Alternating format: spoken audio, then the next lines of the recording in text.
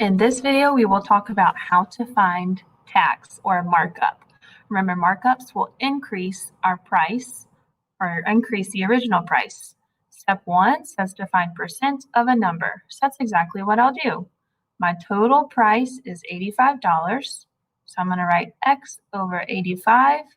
And then my percent is 5%. So that will go over 100.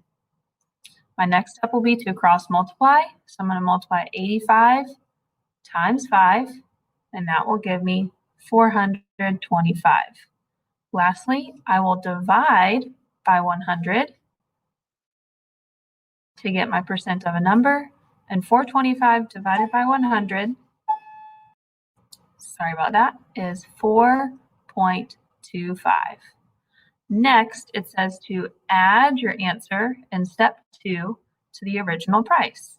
My original price is $85, and I'm going to add the $4.25 to find my total after tax, because remember, tax is considered a markup. My original price should be increasing. 85 plus 425 will give me 89.25.